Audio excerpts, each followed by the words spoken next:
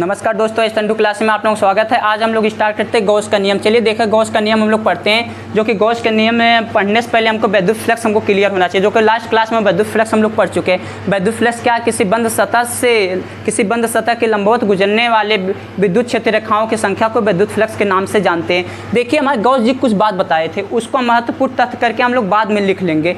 जो कि हमें इस पर एक्सपेरिमेंट जब किए थे तो हमारे एक बंद सतह लिए थे। अब बंद सतह के अंदर हमारे आवेश स्थिर था, तो उसको लेकर हमें एक्सपेरिमेंट किए थे, जो कि हमारे किसी इकाई कोई आवेश रहता था। आवेश हमारा जो लिए थे वो प्लस आवेश जो था, प्लस आवेश था। एक क्या था हमारा, जब भी इसका हम डेरिवेशन, पहले हम इसका डेरिवेशन प्राप्त कर लेते हैं, इसका फार्मूला प्राप्त कर लेते हैं, फिर फार्मूले से इसका हम डेफिनेशन निकालेंगे।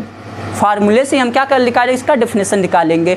जब भी फार्मूला जब इसका प्राप्त करना होता है तो हम इसके बंद सतह लेना पड़ता है। बंद सतह के अंदर हमारा जो आवेश रहता है उससे हम फार्मूला प्राप्त करते हैं। क्योंकि गॉस जी एक बात बताए थे कि जब भी कोई भी आवेश रहेगा, आवेश जो रहेगा बंद सतह के अंदर रहेगा, तभी वह हमारी उसकी रेखाएं काउंट होंगे। बंद सतह के बाहर जो आवेश रहेंगे उसको हम काउंट नहीं कर सकते हैं। इसलिए हमें बंद सतह के अंदर आवेश जो स्थिर रहेगा तो उसी की रेखाएं कितनी जा रही कितनी नहीं जी, उसके बारे में बताना। अगर वही बंद सतह के बाहर कोई आवेश रहता तो उसको हमको लेना देना नहीं था। तो इसलिए हम यहाँ पे एक बंद सतह प्लस क्यू आवेश रहता है, हम बंद सतह बनाते हैं। बंद सतह बनाते हैं, हम एक गोला बना लेते हैं, क्योंकि गोले से करना हमको बहुत आसान है। तो एक गोला हम बना लिए। अब एक गोला बना लिया, प्लस क्यू आवेश की रेखाएं क्या होंगी, प्लस से अनंत की तरफ होंगी। देखिए, प्लस से अनंत की तरफ इसकी रेखाएं होंगी। अब ये प्लस से अनंत तरफ इसकी रेखाएं होंगी। अब हमें चाहिए इस गोले से होकर कितनी रेखाएं गुजरी हैं, टोटल हमको चाहिए कि प्लस क्यू जो था, प्लस क्यू से जो रेखाएं गई हैं बाहर, कितना इस गोले के बंद सतह के अंदर जो आवेश था उससे कितनी रेखाएं बाहर गई हैं, वही हम पूरा उसको निकाल लेंगे। हमें गॉस का नियम उसी बारे में बताए थे, गॉस जी उसी बारे में बताए थे। चलिए देखते हैं कि प्लस क्यू आवेश के कारण कितनी रेखाएं बाहर गई हैं। पहले एक काम हम करते हैं, क्यों ना हम एक यहाँ से अल्पांश का निकाल लेते हैं।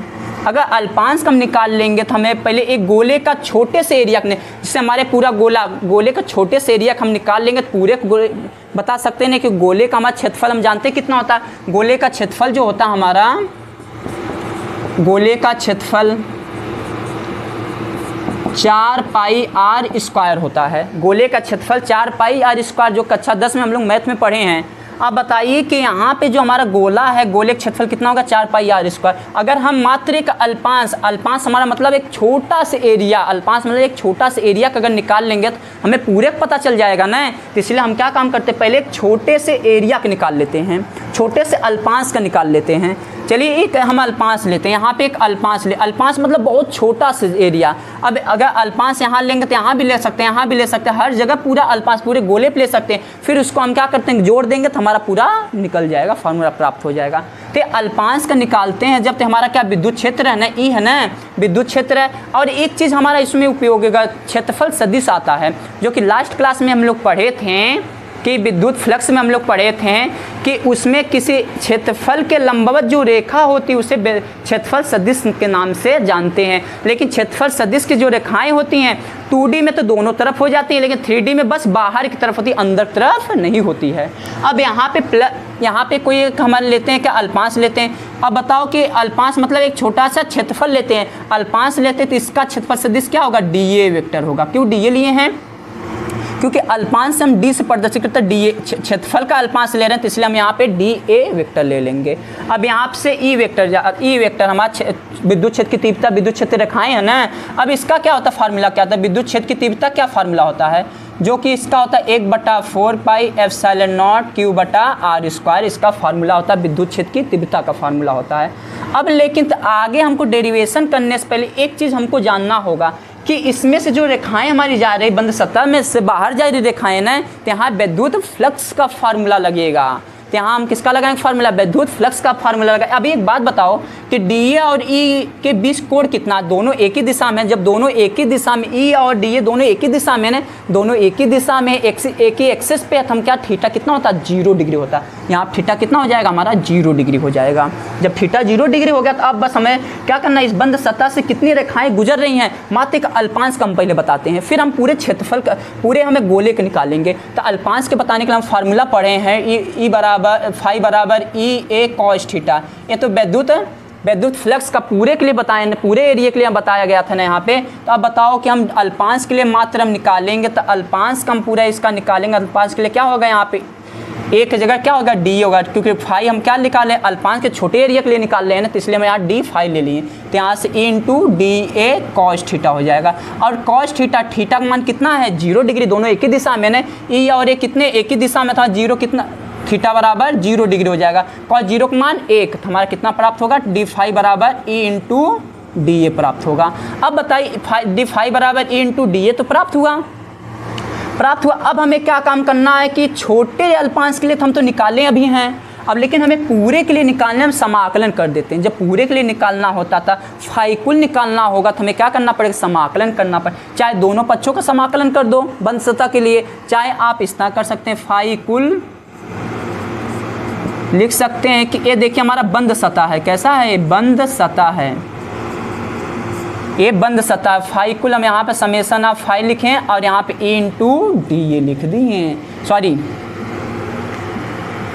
अब ये तो हमारा बंद सतह है, ये तो बंद सतह था हमारा। फाई कुल का निकालने क्या हो जाएगा, यहाँ पे डी फाई हो जाएगा, क्योंकि अल्पांश का हम पूरे अल्पांश का ही बंद सतह का समाकलन कर रहे हैं ना, ये अल्पांश डी फाई का ना। अब यहाँ पे मान रख देंगे ए इंटू डी ए, क्या हो जाएगा, डी इस बंद सतह का समाकलन ए इंटू डी ए हो गया, इंटू डी ए हो गया। अब यहाँ पे देखिए तो फाई कुल आ रहा है, अब यहाँ से हमारा क्या कॉमन है, यहाँ पे ई बाहर हो जाएगा और बंद सतह का डी ए हो जाएगा अंदर। एक बात बताइए कि हमें छोटा क्षेत्रफल का समाकलन है ना, अगर इसी तरह हम पूरे का यहाँ पे भी हम निकाल सकते हैं अल्पांश के लिए ना, यहाँ पे एरिया ए हो गया, इसमें हमारा डी ए हो जाएगा, ई ए हो जाएगा, इसका भी निकाल सकते हैं, इसका भी निकाल सकते हैं, इसका अब सबका निकाल के अगर हम जोड़ देंगे तो बताओ कि वो हमारा पूरा निकल जाएगा कि नहीं। अभी हम इसका निकालें, समाकलन करें, पूरे के अगर हम निकालना होगा, जब पूरे गोले का निकालना होगा हमें, तो क्या करना पड़ेगा, तो गोले का क्षेत्रफल लगाना पड़ेगा, क्योंकि गोले का पूरा क्षेत्रफल होगा ना, गोले का क्षेत्रफल कितना होता है, 4 पाई आर स्क्वायर, कुछ ना कुछ दूरी पे है ये ना, कुछ ना कुछ दूरी पे, गोला तो कुछ ना कुछ दूरी पे है ना, आर दूरी पे है, 4 पाई आर स्क्वायर फार्मूला लगा, क्योंकि पूरे गोले के लिए अगर निकालेंगे हम, ये तो मात्र अल्पांश के लिए निकाले हैं ना, पूरे गोले के लिए निकालेंगे तो क्या हो जाएगा हमारा 4 पाई आर स्क्वायर हो जाएगा, क्योंकि यहाँ का सबको अगर मिला के हम निकालेंगे तो क्या हो जाता है 4 पाई आर स्क्वायर हो जाएगा। मात्र अल्पांश था, जब पूरे के लिए निकालेंगे तो क्या हो जाएगा ए इंटू 4 पाई आर स्क्वायर, ये तो फाई कुल आया। अब इसमें ई का मान यहाँ से हम रख देते हैं, ये वाला तो हमें फार्मूला प्राप्त हो जाएगा। चलिए रख देते हैं, फाई कुल अगर हम करेंगे तो क्या आएगा, फाई कुल ई का मान कितना है, ई का मान 1/4 पाई एप्सिलॉन नॉट क्यू बटा आर स्क्वायर इंटू में ई का मान रख दिए। अब इंटू 4 पाई आर स्क्वायर है ना, तो यहाँ पर रख देंगे, यहाँ पर रख देंगे 4 पाई आर स्क्वायर रख देंगे, कोई दिक्कत नहीं यहाँ तक। यहाँ सब हम 4 पाई आर स्क्वायर रख दिए, तब क्या करेंगे, इसमें हम काट देते, कौन कौन कटेगा, देखिए 4 पाई से 4 पाई कट गया, आर स्क्वायर से आर स्क्वायर कट गया, हमारा क्या बचा, फाई कुल बराबर हमारा बचा क्यू बटा, क्यू है यहाँ पे एप्सिलॉन नॉट, ये हमारा फार्मूला प्राप्त होता है, क्यू बटा एप्सिलॉन नॉट, क्यू बटा एप्सिलॉन नॉट। इसका मतलब क्या है कि हमारा जो बंद सतह अंदर है, गोले के अंदर कितने आवेश है, इस बंद सतह के अंदर एक से ज़्यादा आवेश हो सकते हैं, इसलिए हम इसको बोल सकते हैं फाई कुल बराबर समेसन ऑफ क्यू बटा एप्सिलॉन नॉट। यही हमारा गॉस जी ने बताया था फार्मूला प्रूव करके। अब हम इसका डेफिनेशन कैसे निकालते हैं, ये तो हमारा फार्मूला प्राप्त होता है फाई कुल बराबर समेसन ऑफ क्यू बटा एप्सिलॉन नॉट। अब इसका डेफिनेशन हम लोग कैसे निकालते हैं, देखिए गॉस का नियम जो है तो एक बंद सतह के ऊपर लागू होता है, हम बोलेंगे इसको किसी बंद सतह से गुजरने वाले विद्युत फ्लक्स का परिमाण बराबर होता है, किसी बंद सतह से गुजरने वाले विद्युत फ्लक्स का परिमाण बराबर होता है तथा उस बंद सतह के अंदर स्थित आवेश तथा ये क्या इसको बोलते हैं, निर्वात की विद्युतशीलता तथा आवेश तथा निर्वात की विद्युतशीलता के अनुपात के बराबर होता है। इसे हम निर्वात की विद्युतशीलता,